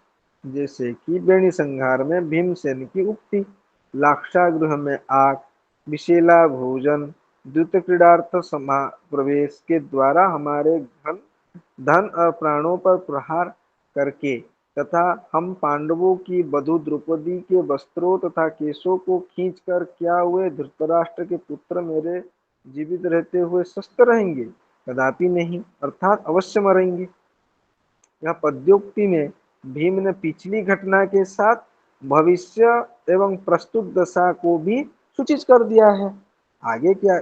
नाटक में बेणी संहार में लाक्षागृह में आग लगना, विशेला भोजन, यह बातें नहीं है। यह इस उक्ति से बताया गया है कि पहले ऐसी हो चुकी है। तो यह है उपक्षेप। यह मुख संधि के अंग है। फिर परिकर, उत्पन्न अर्थ की बहुलता को परिकर कहते हैं। बेणी संहार नाटक में समझाने बुझाने का प्रयत्न करने वाले सहदेव के प्रति भीमसेन की उक्ति, बचपन से ही कौरवों के साथ मेरा बैर बढ़ता चला गया, इसमें न तो युधिष्ठिर भ्राता कारण है, न ही अर्जुन, न ही तुम दोनों कारण हो। जरासंध के वक्षस्थल की भांति फिर से पनपती इस संधि को यह भीम क्रोध से तोड़ता है। आप लोगों को संधि करनी है तो भले ही करो। तो डायलॉग जो है वो जो उक्तियां रहेगी किरदारों की, अभिनय पात्रों का, उससे हमें अंग की मुख संधि की फिर जो बातें हैं किसको क्या अंग कहा जाएगा वह हम निर्धारण कर पाएंगे। ऐसी स्थिति यहाँ पर बनाई गई है यह लक्षण के द्वारा, उदाहरण के द्वारा। तो इसे आप लोगों को एक बार खुद भी पढ़ना चाहिए।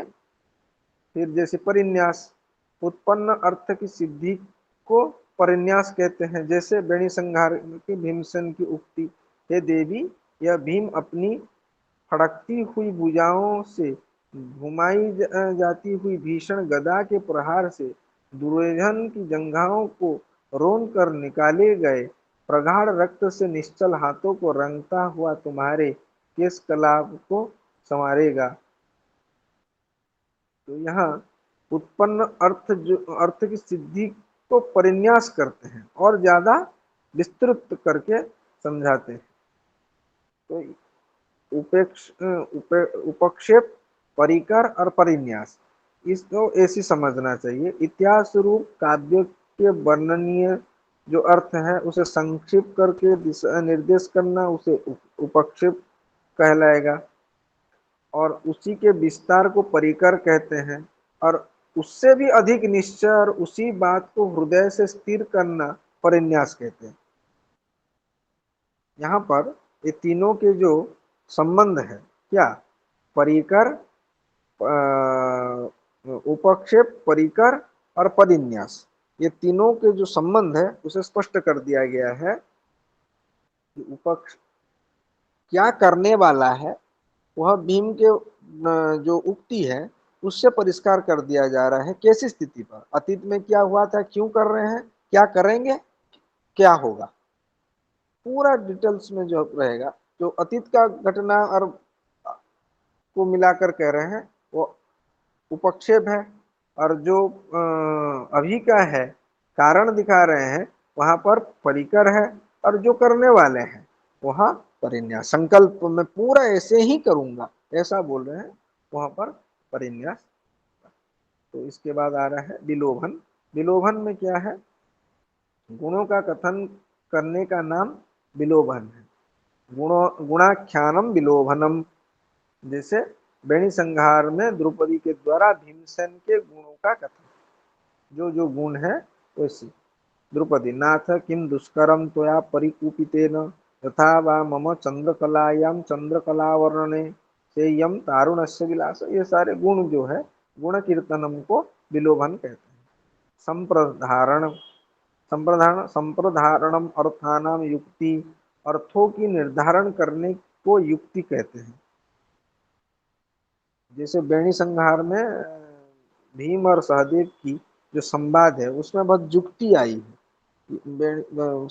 समझा रहे हैं कि संधि कर लीजिए बोलकर सहदेव, यहाँ पर भीम मना कर रहे हैं कि बोल रहे हैं कि मेरा उनके साथ पहले से ही दुश्मनी है, आप लोग करना चाहिए तो कर लीजिए, मैं तो नहीं करूंगा, संधि नहीं है, मुझे युद्ध ही करना है।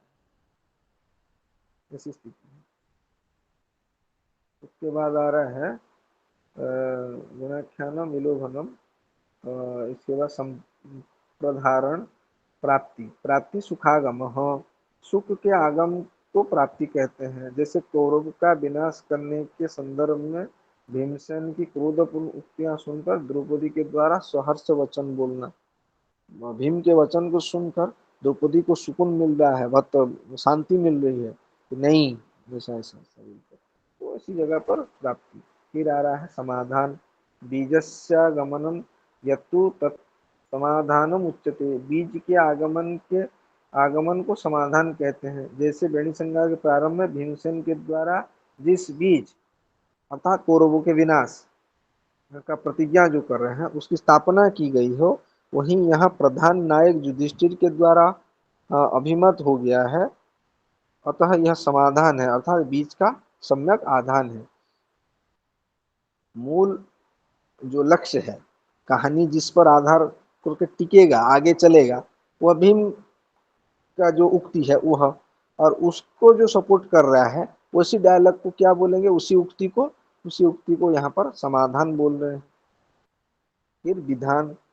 सुख दुख से मिश्रित अर्थ को विधान कहते हैं। जैसे बालचरित नाटक में हर्ष और विषाद से आक्रांत मनोदशा का वर्णन।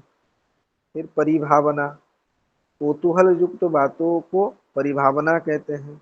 जैसे बेणी संहार में द्रौपदी को संशय था कि युद्ध होगा या नहीं। इसकी बात रणदुंदुभी का शब्द सुनकर इस मन में भीमसेन से पूछना कि यह रणदुंदुभी क्यों बजाई जा रही है, उसे कुतूहलात करा। मन में कुछ कौतूहल रही हो कि होगी कि नहीं होगी, तो ऐसी को परिभावना हो जाएगी। फिर उसके बाद उद्भेद।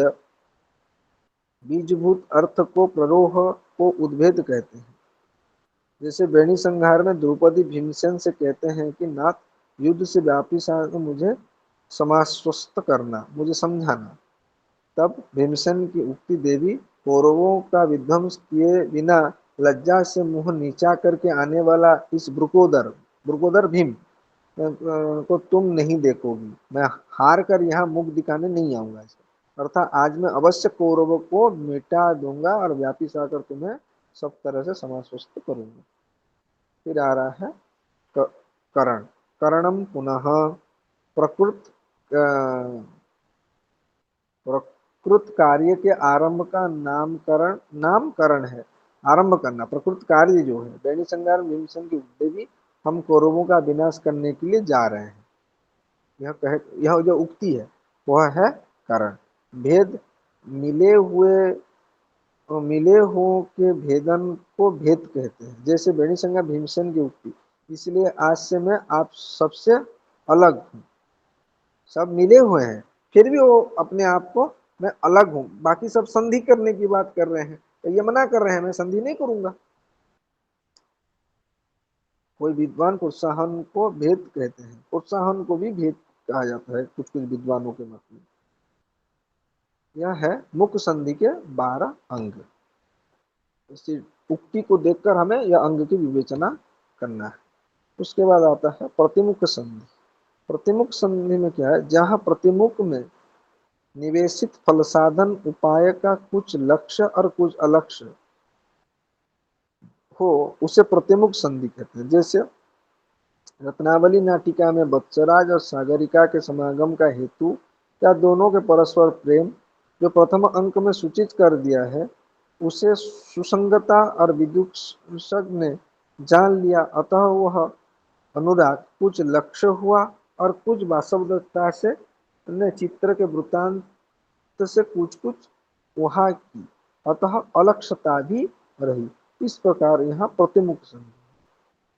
प्रतिमुख संधि के फिर 13 अंग हैं। विलास, परिसर्प, विद्युत, तापन, नर्म, नर्म द्युति, प्रगमन, विरोध, पर्युपासन, पुष्प, वज्र, उपन्यास, वर्ण संज्ञा। जहाँ पर रति नामक भाव हेतुभूत भोग अर्थात स्त्री अर्थात पुरुष के लिए समीहा, अभिलाषा, विलास रहे, उसी को हम कहेंगे क्या, उसे विलास कहेंगे। अभिज्ञान शाकुंतल में यह दिखाई दे रहा है। फिर परिसर्प, इष्ट वस्तु के खोने पर अथवा वियुक्त होने पर उसका अन्वेषण करने को परिसर्प कहते हैं। जो अभिज्ञान शाकुंतल में तपोवन दुष्यंत का शकुंतला को ढूंढना, परिसर्प। विद्युत, विद्युत किसको कहते हैं, किए हुए अनुनय का परिग्रह न करना विद्युत कहते हैं। परिग्रह न करना, स्वीकार न करना। जैसे अभिज्ञान दुष्यंतों ने दुष्यंत को रोकने का अनुनय करने वाली सखियों का शकुंतला का मना करना। शकुंतला मना कर रहे हैं प्रियंवदा और अनुसुईया को कि मत उन्हें रुकिए, उन्हें काम है, राज्य जाना है, रुकने के लिए बोल रहे थे। तो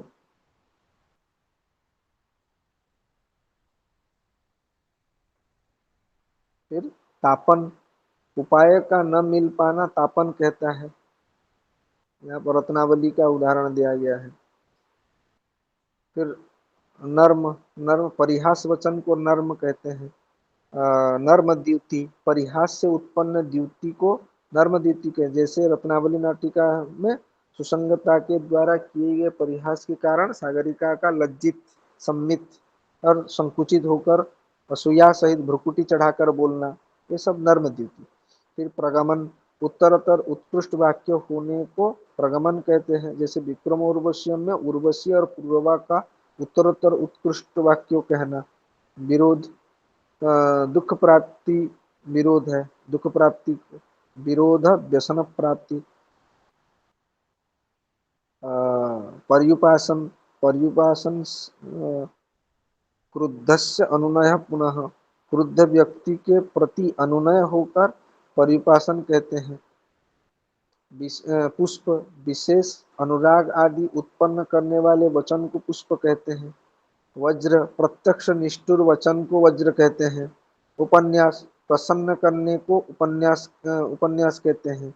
वर्ण संहार, ब्राह्मण क्षत्रिय आदि चारों वर्णों को समागम को वर्ण संहार कहते हैं। जैसे महावीर चरितम के 3 अंक में परशुराम के आने पर ऋषि की सभा, वीर युधाजित और मंत्रियों सहित राजा जनक का वर्णन। फिर आते हैं गर्भ संधि। गर्भ संधि पूर्व संधियों से कुछ कुछ प्रकट हुए फल प्रधान उपाय का यहाँ ह्रास और अन्वेषण से युक्त बार बार विकास हो, उसे गर्भ नामक संधि कहा जाएगा। इसमें फिर 13 अंग रहते हैं। अभूताहरण, मार्ग, रूप, उदाहरण, क्रम, संग्रह, अनुमान, प्रार्थना, क्षिप्ति, त्रोटक, अधिबल, उद्वेग और विद्रव। उसका भी अलग अलग से फिर लक्षण दिया गया है। तो यहाँ पर आप लोगों को यह याद रखने का ज़्यादा चीज़ें हैं, ज़्यादा यहाँ कठिनाई नहीं है समझ। जैसे कि आप लोग हम वृत्ति के बारे में, लक्षणा या अभिधा व्यंजना के बारे में पढ़ रहे थे, यहाँ ऐसी स्थिति नहीं है। यहाँ ज़्यादातर आपको लक्षणा और उदाहरण याद रखने का है। इसे स्वयं भी आप देखेंगे तो आपको पता चल जाएगा कि यहाँ क्या बोलना जा रहा है। कि मुख्य जो है अर्थ प्रक्षेपक, अर्थ प्रकृति और कार्यावस्था, ये तीनों चीज समझने की चीज है। ना समझ आए तो इधर हम ये सब पढ़ेंगे तो समझ नहीं आ रहा है। तो उसको मिलाकर अर्थ प्रकृति और कार्यावस्था को मिलाकर संधि बन रहे हैं। और संधि बनने के बाद हर एक डायलॉग जो है, हर एक उक्ति जो है, उसको भी हम विभाजन किया गया है। इसका यह ही अर्थ है। तो हम डायलॉग को देखकर उसका भी एक नामकरण कर सकते हैं कि यह है। तो यहाँ पर हर एक संधि में अलग अलग का नामकरण किया गया है। तो इसे थोड़ा आप लोग देख लीजिए। इसके बाद आ रहा है विमर्श संधि, उसका अंग। विमर्श संधि के 13 अंग होते हैं, जैसे अपवाद, संफेट, व्यवसाय, द्रव्य, द्युति, शक्ति, प्रसंग, खेत, प्रतिषेध, विरोधन, प्ररोचना, आदान, छादन। अपवाद का क्या कहा गया है? दोष कथन का नाम अपवाद है। संफेट का नाम क्या है? क्रोध भरे वचन को संफेट कहा जा रहा है। व्यवसाय, प्रतिज्ञा और हेतु से संभूत अर्थ को व्यवसाय कहते हैं। द्रव्य, शोभ, आवेग आदि के कारण गुरुजनों का अतिक्रम करने को द्रव्य कहते हैं।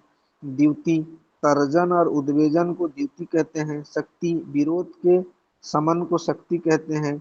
प्रसंग, गुरुओं के वर्णन को प्रसंग कहते हैं। मानसिक अथवा शारीरिक व्यापार, उसे उत्पन्न श्रम को खेद कहते हैं। प्रतिषेध, अभिष्ट वस्तु की प्रतिघात को प्रतिषेध, प्रतिघात विच्छेद। ईप्सितार्थ प्रतिघात प्रतिषेध इतिष्यते। विरोधन, किसी कर्तव्य की विघ्नोपस्थापन को विरोधन कहा जाएगा। प्ररोचन, उपसंहार में दिखाने को प्ररोचना, अर्थ को उपसंहार में दिखाना, उसे प्ररोचना कही जाएगी। आदान, कार्य के संग्रह को आदान कहा जाएगा। छादन, अपने कार्य के लिए अपमान आदि के सहन करने को छादन कहते हैं। निवारण संधि में फिर आते हैं। तो 13 हो गए विमर्श संधि का। अभी है निवर्हण संधि। निवर्हण संधि का और एक नाम भी है, जिसे हम उपसंहृति भी कहते हैं। उसका निवर्हण का क्या है? बीजवंतो मुख्याद्यर्था विप्रकीर्णा यथा यथम एकार्थम उपनीयन्ते यत्र निवर्हणम हितत्।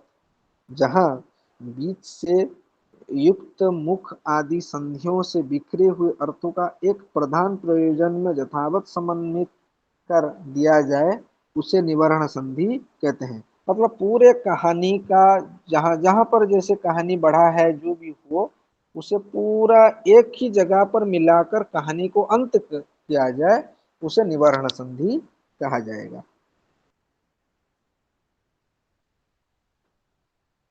जैसे कि यहाँ पर बेणी संहार का उदाहरण दिया गया। कंचुकी पात्र जो है पास जाकर सहर्ष, महाराज जय हो, दुर्योधन से रक्त से रंजित और इसीलिए पहचान में न आने वाले ये भीमसेन ही है। आदि में इस नाटक के प्रधान फल को निष्पादन का जो उपन्यास है, पहले ही शुरुआत में बेणी संहार में भीम का यह वचन है कि मैं उसका दुर्योधन का रक्त को आकर आश्वस्तन करूंगा। किसको? द्रौपदी को। इस भुजाएं करेंगे, मैं करूंगा ऐसा नहीं बोले हैं, यह भुजाएं ही उसे करेंगे बोल के बोल रहे हैं। तो यहाँ पर कंचुकी बोल रहे हैं कि यहाँ जो रक्त रंजित हुए हैं, यह भीम ही है। नाटक के प्रधान फल जो पहले जो बोला गया है, अंत में जो है सिमिलैरिटी है। देखिए वहाँ लक्ष्य क्या, संकल्प क्या है, और यहाँ संकल्प सिद्धि हो रहा है। तो प्रधान फल के निष्पादन का जो उपन्यास है, वह निवारण संधि रूप ही रूपकार्थ है। वस्तुतः यही वह रूपकार्थ ही जिसकी निष्पत्ति के लिए उन संबंधों में यथास्थान विन्यस्त द्रौपदी के संयमनादि रूप बीजादिभूत इतिवृत्त उन्मुख होते रहे हैं। अथवा अभिज्ञान शाकुंतल में सप्तम अंक में शकुंतला के अभिज्ञान परिज्ञान हो जाने के बाद की संपूर्ण कथा में निवारण संधि है। तो ऐसी बात है। और निवारण संधि में भी 14 अंग है, जिसे संधि, विबोध, ग्रथन, निर्णय, परिभाषण, कृति, प्रसाद, आनंद, समय, उपगुहन, भाषण, पूर्ववाक्य, काव्य संहार और प्रशस्ति, यह अंगों से नामकरण किया गया है। तो इसे आप लोग देख लीजिए। इसका भी वैसे ही है, निर्णय निर्णय पुनः, अनुभूत अर्थ के कथन को निर्णय कहते हैं। अनुभूतार्थ कथनम परिभाषणम वदंती, परिभाषणम परिवाद कृतम वाक्यम, निंदायुक्त वाक्य को परिभाषण कहते हैं। लब्धार्थ समनम कृति ही, प्राप्त किए हुए अर्थों के शोक आदि समन करने के लिए कृति कहते हैं। प्रसाद, शुश्रूषादि प्रसाद स्यात्, सेवा करना, यह सारी चीज प्रसाद है। फिर आनंद, आनंदो वांछितागमः, उपगुहन तद्भवेत्, उपगुहनम यत् स्यात्, अद्भुत संप्राप्ति, अद्भुत वस्तु की प्राप्ति को उपगुहन कहते हैं। इसी हिसाब से छोटे छोटे लक्षण हैं और उसका उदाहरण भी किस नाटक में कहाँ से आ रहा है इसका दिया गया है। तो यह आपका 64 लगभग अंगों वाला अनुसार संधि आपको यहाँ प्रस्तुत किए हैं। और आज का जो हमारी आलोचना है यह यहाँ तक ही है। और अगली जो क्लास रहेगी 1 तारीख को, उसमें हम लोग मेघदूत और ये मृच्छकटिकम, ये दोनों को के ऊपर हम पर्यालोचना करेंगे कि इसमें कौन सी बातें हम देखेंगे और क्या उसमें है। तो आज की जो स्थिति है ये नाट्य शास्त्र के ऊपर रही है। और इसकी और आगे जो पढ़ेंगे उसमें हम एक खंड काव्य है, गीत काव्य मेघदूत, और एक प्रकरण है जो मृच्छकटिकम, उसे हम देखेंगे। उसका जो सार भाग है, उसका जो सारांश है, उसे हम अगले क्लास में देखेंगे। तो आज तक जो पढ़ाई गया, जिससे हम आलोचना किए, उसके ऊपर यदि किसी का कुछ संदेह हो, कुछ पूछना चाहते हैं तो पूछ सकते हैं। यहाँ पर ज्यादातर चीजें, लेकिन यह बात है कि आपको लक्षण को याद रखना है और लक्षण के हिसाब से उदाहरण को रखना है, और विशेष ऐसा कुछ नहीं। और जो समझाने समझने की चीज है वो अर्थ प्रक्षेपक है, अर्थ प्रकृति और कार्यावस्था। ये तीनों चीजों को आपको भली भांति थोड़ा 1-2 बार बार बार करके पढ़ लेना है, उसे थोड़ा ध्यान पूर्वक देखना है। बाकी सब तो लक्षण और उदाहरण ही ज्यादातर है। देखिए, आप लोग कुछ पूछना चाहते हैं पूछ सकते हैं।